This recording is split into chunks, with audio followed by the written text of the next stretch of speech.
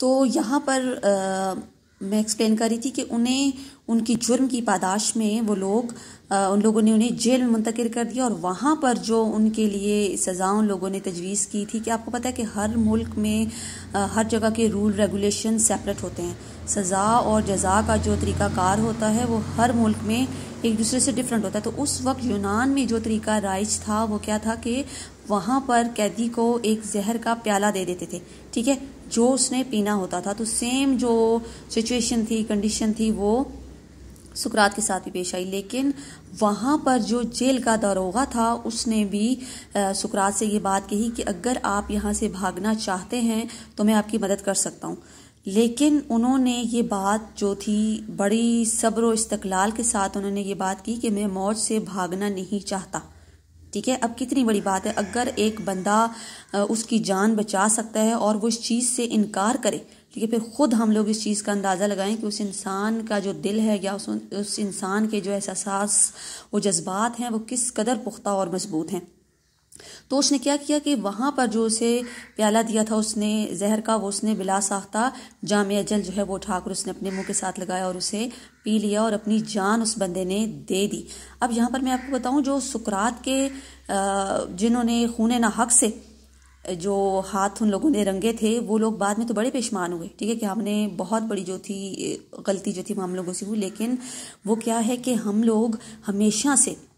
برائی کا ساتھ دے کے اور بعد میں جو پچھتاوا ایک ہمارے اندر رہ جاتا ہے کہ ہمیں یہ کام نہیں کرنا تھا، لیکن اس سے پہلے اگر یہ اچھا ہو کہ ہم لوگ اس کام کو ایک دفعہ اس کی نظر ثانی کر لیں، ٹھیک ہے، کیونکہ ہر انسان کے اندر اچھے اوصاف بھی ہوتے ہیں اور برے بھی ہوتے ہیں، لازمی یہ نہیں کہ ہم لوگ صرف ایک انسان کے اندر اس کی اچھائیاں ہی تلاش کریں، کچھ اس کے نیگیٹو بھی جو پہلو ہوتے ہیں وہ بھی ہمیں جو ہے وہ برداشت کرنے ہوتے ہیں۔ تو اسی طرح وہ جو لوگ تھے اپنے جو کیا ان لوگوں نے اس کے اوپر وہ لوگ بہت پریشان تھے، پشیمان تھے۔ اور یہاں پر میں ایک بات بتاتی ہوں، جو سقراط کی جب سقراط نے شادی کی تو جو ان کی جو بیوی تھی بہت بدمزاج عورت تھی، ٹھیک ہے، یعنی کہ ہر وقت ان کے ساتھ لڑائی جھگڑا اس کا لگا رہتا تھا، اور یہ سب چیز جو تھی اس سقراط کا جو اس کے ساتھ برتاؤ تھا وہ بہت برا تھا، لیکن اس کے باوجود جو سقراط کا رویہ تھا اس کے ساتھ وہ بہت اچھا تھا، یعنی کہ وہ نرم طبیعت کے مالک تھے، اور اس کی جو یہ جو بیوی کی بدمزاجی تھی اس چیز کا انہیں فائدہ بہت ملا کہ انہوں نے ہر ایک انسان کی جو بری بات تھی اس کو انہوں نے برداشت کیا، جیسے کہ وہ اپنی بیوی کی ہر بری بات کو برداشت کرتے تھے۔ تو یہاں پر میں آپ کو تھوڑی سی جو ان کے اقوال ہیں، جو انہوں نے مطلب ایسے اقوال ہمارے لیے وہ یہاں پر چھوڑ کر گئے کہ جنہیں اپنا کر ہم لوگ اپنی زندگی میں بہتری لا سکتے ہیں۔ تو وہ کون کون سے؟ سقراط کی رائے میں موجودہ وقت کو کسی آنے والے دن کی امید پر رائے گاہ کر دینا بڑی غلطی ہے، ٹھیک ہے، جیسے یہ ہمارے پاس ہے اب ان کے اقوال۔ سقراط کی رائے میں موجودہ وقت کو کسی آنے والے دن کی امید میں ضائع کر دینا بہت بڑی غلطیوں میں سے ایک ہے۔ اٹ مینس کہ ہم لوگ اگر فار ایگزامپل ہمیں کوئی ٹاسک ملتا ہے، ٹھیک ہے، کہ ہم نے یہ کام آج کرنا ہے، لیکن ہم لوگ وہ کام کل کے لیے ہم لوگ چھوڑ دیتے ہیں، ٹھیک ہے، ہم کہتے ہیں کہ نہیں چلیں آج ہم سے یہ نہیں ہو سکتا، ہم لوگ کل کر لیں گے، ٹھیک ہے، ایسا ہم نے نہیں کرنا، ہمیں جو کام آج کرنا ہے سو آج ہی کرنا ہے، ٹھیک ہے۔ اب اتنی بڑی بات ایک عام ایک نامور حکیم فلسفی ایک دانا انسان اس نے اتنی زبردست بات کی کہ آج کا کام جو ہے وہ ہم لوگ کل پر نہیں چھوڑتے، ہو سکتا ہے کہ کل ہمیں اس سے بھی زیادہ سویئر کنڈیشن کا سامنا کرنا پڑے اور ہم لوگ وہ کام بہتر طریقے سے سر انجام نہ دے سکیں، تو ہمیں پھر کیا کرنا چاہیے؟ وہ کام ہم لوگ اسی ٹائم پہ جو ٹائم ہمیں دیا گیا ہے، جس ٹائم کے اندر ہم نے وہ کام کمپلیٹ کرنا ہے، ہم نے اسی ٹائم کے اندر وہ کام کر کے دینا ہے، اور دنیا میں وہی قومیں کامیاب و کامران ہوتی ہیں جو کہ اپنے ٹائم کا صحیح استعمال کرتے ہیں۔ نیکسٹ انہوں نے کیا ان کا قول ہے کہ اکتساب علم کے لیے اس کے خیال میں کسی وقت کی کوئی قید نہیں، یعنی کہ جس وقت بھی ہم لوگ علم حاصل کرنا چاہیں ہم لوگ حاصل کر سکتے ہیں۔ یہ نہیں کہنا چاہیے کہ ہماری عمر اب زیادہ ہو چکی ہے، ٹھیک ہے، ہماری وہ ایج چلی گئی ہے جس میں ہم لوگ یہ چیز کرتے یا وہ ہم لوگ پڑھ لیتے، نہیں، ایسا ہم نے نہیں کرنا۔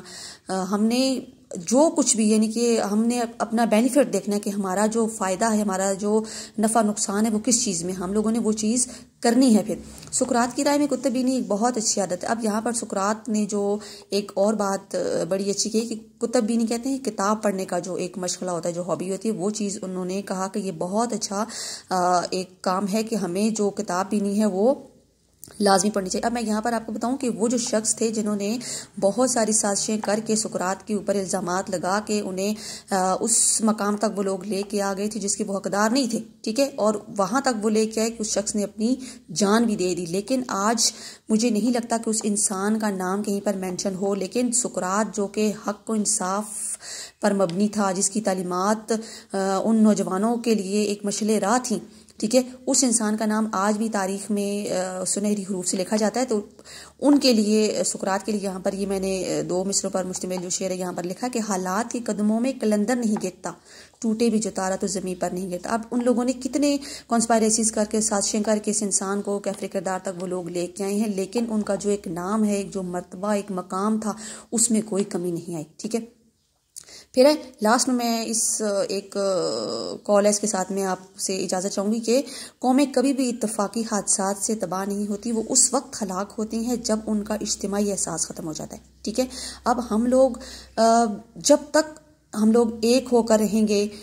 ہمارے اندر ایک دوسرے کی مدد کا جذبہ ہوگا، ایک دوسرے کا خیال ہوگا ہمیں، تو تب تک ہم لوگ مطلب ہمارا کچھ بھی کوئی نہیں بگاڑ سکتا، ٹھیک ہے۔ سنگلاخ چٹانیں سمندر کی لہروں میں بھی اپنی جگہ قائم رہتی ہیں، یعنی کہ وہ جو تند و تیز لہریں ہوتی ہیں وہ ان سنگلاخ چٹانوں کا بھی کچھ نہیں بگاڑ سکتی۔ کیوں؟ وہ یونٹی ان کے اندر ہوتی ہے، ایک اتفاق ان کے اندر ہوتا ہے کہ جس کی بنا پر انہیں وہ جو سمندر کی ایک مست اور سخت جو لہریں ہوتی ہیں وہ بھی انہیں اس جگہ سے قائم نہیں ہٹا سکتی۔ لیکن ریت کے تودے اور تنکوں کے انبار وقت کی آندھیوں کے سامنے نہیں ٹھہرتے۔ اب ظاہر سی بات ہے کہ جس چیز میں